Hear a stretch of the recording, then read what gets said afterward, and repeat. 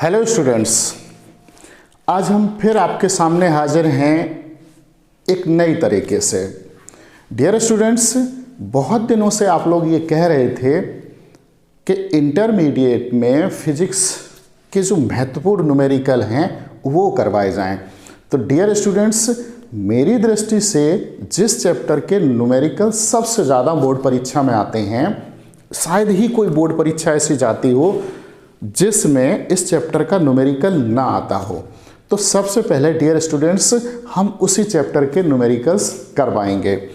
और वो चैप्टर जो है सेकंड पेपर की जो अपनी सेकंड यूनिट है, द्रव्य तथा विकिरणों की द्वैत प्रकृति, यानी कि dual nature of matter and radiations. Dear students, ये 6 नंबर की यूनिट है और विशेष बात यह है कि इस यूनिट में सिर्फ एक ही चैप्टर है, यानी कि एक चैप्टर और 6 नंबर, यानी कि यहाँ से न्यूमेरिकल आना ही आना है 3 नंबर का या फिर 5 नंबर का। डियर स्टूडेंट्स, निश्चित रूप से आप इस चैप्टर के न्यूमेरिकल को करके आएंगे। तो सबसे पहले इस चैप्टर में जो सूत्र इस्तेमाल होते हैं, जो फॉर्मूला इस्तेमाल होते हैं, डियर स्टूडेंट्स, सबसे पहले हम उनको लिख लेते हैं और उसके बाद आने वाले वीडियोस में इस चैप्टर के जो न्यूमेरिकल्स हैं उनको करते हैं। तो सबसे पहले इसमें जो महत्वपूर्ण फार्मूले हैं वो लिखते हैं। तो सबसे पहले इसमें लिख लीजिएगा आप लोग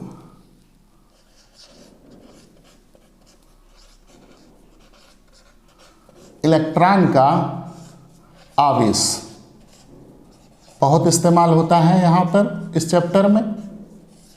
E equal to 1.6 into 10⁻⁻19 coulomb.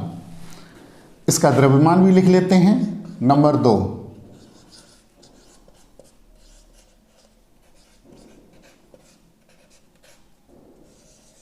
Electron का द्रव्यमान, यानी कि 9.1 इंटू 10⁻⁻31 किलोग्राम। और जो सबसे ज़्यादा प्रयोग होगा यहाँ पर वो होगा प्रकाश की चाल,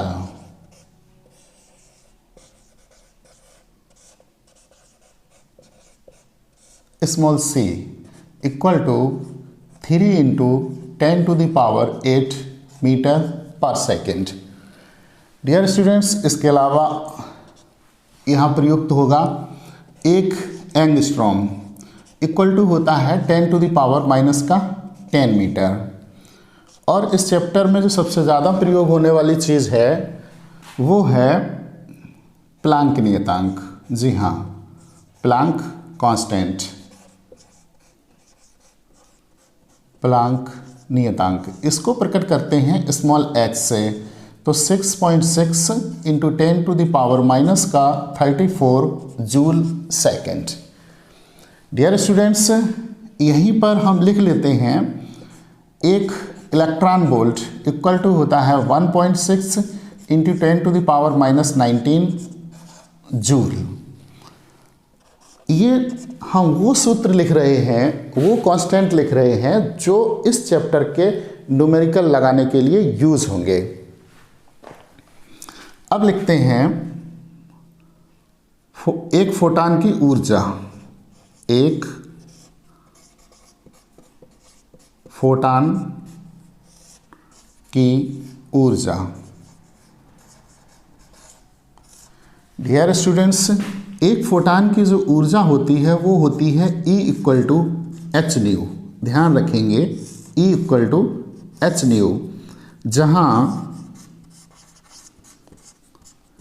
H जो है वो है प्लांक नियतांक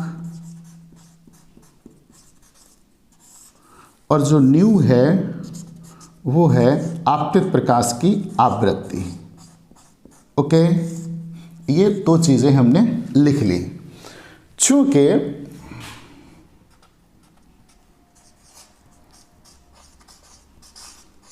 आवृत्ति न्यू बराबर होता है C/λ, जी हाँ, आवृत्ति न्यू बराबर होता है c अपॉन लेमडा। इसकी भी ज़रूरत पड़ेगी।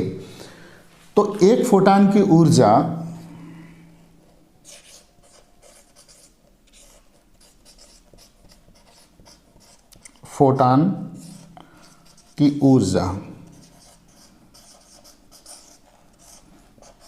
E बराबर हो जाएगा, जो ये E बराबर एच न्यू लिखा है, वहाँ न्यू जो है आपतित प्रकाश की आवृत्ति है, तो न्यू की जगह हम c अपॉन लेमडा लिखेंगे। तो E बराबर हो जाएगा एच सी अपॉन लेमडा। इस चैप्टर का सबसे पॉपुलर सूत्र है ये। इसमें E एक फोटान की ऊर्जा है, H प्लैंक कांस्टेंट है, C प्रकाश का वेग है और लेमडा तरंग दैर्ध्य है। अब देखिएगा, आगे लिखते हैं कार्यफलन, वर्क फंक्शन। ये W बराबर होता है एच न्यू जीरो। जी हाँ, W बराबर एच न्यू जीरो, जहाँ H तो पता है प्लैंक नियतांक, जो न्यू जीरो है वो है देहली आवृत्ति। जी हाँ, देहली आवृत्ति। अब जरा देखिए, चूंकि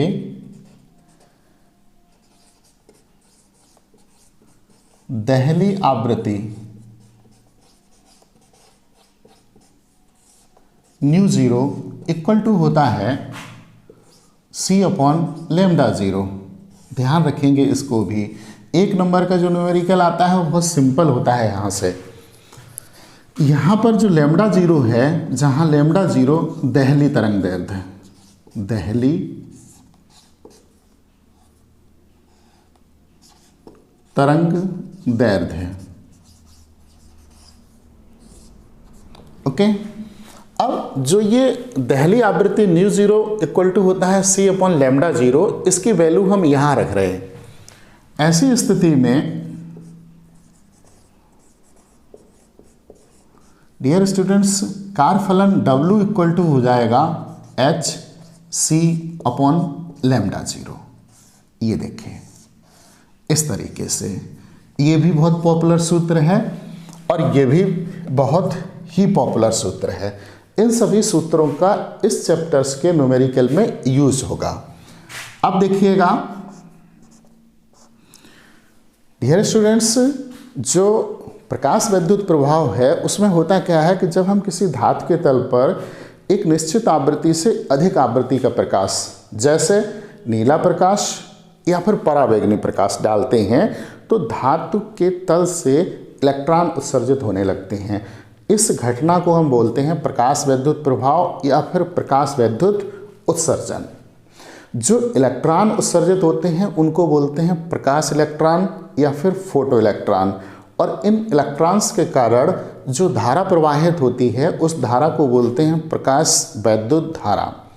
डियर स्टूडेंट्स, प्रकाश विद्युत प्रभाव की घटना के लिए अर्थात प्रकाश विद्युत उत्सर्जन की घटना के लिए उच्च आवृत्ति का प्रकाश निम्न आवृत्ति के प्रकाश की अपेक्षा अच्छा होता है, ज़्यादा प्रभावशाली होता है।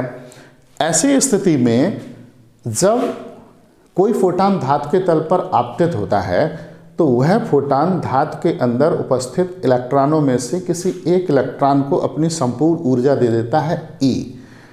जब इलेक्ट्रॉन ऊर्जावान हो जाता है तब इलेक्ट्रॉन धातु के अंदर से धातु की सतह पे आता है और वहाँ से बाहर निकलता है।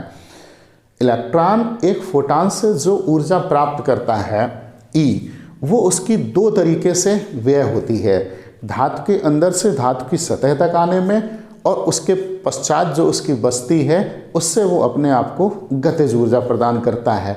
ठीक इसी तरीके से है जैसे गांव में या छोटे शहर या कस्बा में रहने वाला व्यक्ति जब बहुत पैसे वाला हो जाता है, अन्य से ज़्यादा ऊर्जावान हो जाता है, अन्य से ज़्यादा पैसावान हो जाता है, तो फिर वो उस समाज में नहीं रहता है। ठीक इसी तरीके से जब इलेक्ट्रॉन को बाहर से फोटान की ऊर्जा मिल जाती है, जब वो अधिक ऊर्जावान हो जाता है तो फिर वहाँ से वो निकलता है। तो धातु के अंदर से धातु की सतह तक आने में जो ऊर्जा खर्च होती है उसको बोलते हैं कार्यफलन। और धातु की सतह कार्यफलन खर्च करने के पश्चात जो ऊर्जा बचती है उससे वो अपने आप को गतिज ऊर्जा प्रदान करता है। डियर स्टूडेंट्स, तो इस तरीके से जो फोटान की ऊर्जा होती है वो दो तरीके से व्यय होती है। फोटान की ऊर्जा E is equal to W plus E k, W plus E के। इसको आप इस तरीके से समझ सकते हैं, जैसे यहाँ देखिए, जैसे मान लीजिए कि ये कोई धातु की सतह है ये, और इस पर ये प्रकाश आपतित हुआ, तो जो प्रकाश आपतित हुआ प्लांक के क्वांटम सिद्धांत के अनुसार प्रकाश जो है वो ऊर्जा के छोटे छोटे बंडलों या पैकेटों के रूप में चलता है, जिससे एक बंडल या पैकेट की ऊर्जा E बराबर h न्यू होती है, उसको हम बोलते हैं एक फोटान अथवा एक क्वांटा। विशेष बात यह है कि प्रकाश एक ऊर्जा है जो स्वयं तो अदृश्य है लेकिन हमें दिखाने में सहायता करती है। उस ऊर्जा में जितने बीच की ऊर्जा E बराबर h न्यू है उतने ऊर्जा को हम बोल देते हैं एक फोटान अथवा एक क्वांटा। ये पार्ट ऑफ एनर्जी है, लेकिन हम लोग उसके बारे में बात ऐसे करते हैं जैसे कि वो कण हो। डियर स्टूडेंट्स, जब फोटान आता है तो अपनी संपूर्ण ऊर्जा किसी एक इलेक्ट्रॉन को दे देता है, और जब इलेक्ट्रॉन ऊर्जावान हो जाता है तो यहाँ से धातु की सतह तक आता है, अंदर से धातु की सतह तक आता है। तो जो ऊर्जा खर्च होती है वो कार्यफलन, जो फोटान की ऊर्जा थी E, और जो शेष ऊर्जा बचती है वो हो जाती है E के। फॉर एग्जाम्पल, हालांकि ऐसा होता नहीं, मान लीजिए कि एक फोटान के पास 10 जूल ऊर्जा है, तो इलेक्ट्रॉन वो 10 जूल ऊर्जा प्राप्त कर लेगा, और धातु के अंदर से धातु की सतह तक अन्य अणुओं, परमाणुओं, आयनों से टकराने में मान लीजिए उसकी 6 जूल खर्च हो गई, तो कार्यफलन हो गया 6 जूल, और 4 जूल से वो अपने आप को गति देता है। तो इस तरीके से बेटा जो फोटान की ऊर्जा होती है वो होती है E बराबर W प्लस ई के। इसमें चूंकि W बराबर h न्यू 0 होता है, h न्यू 0, और E के बराबर होता है EB 0। कभी कभी ये सूत्र भी इस्तेमाल होगा जब हम इससे गतिज ऊर्जा निकालेंगे। गतिज ऊर्जा, इलेक्ट्रॉन की गतिज ऊर्जा, ये 10 नंबर इसको दे देते हैं E के, तो ये हो जाएगा E माइनस W। E के इज इक्वल टू, E जो होता है वो hc अपॉन लेमडा और W होता है hc अपॉन लेमडा 0। ऐसी स्थिति में hc कॉमन ले लेंगे, 1 upon lambda minus 1 upon lambda 0, ये सूत्र बनेगा। डियर स्टूडेंट्स, और देखिए एक और सूत्र, जो गतिज ऊर्जा होती है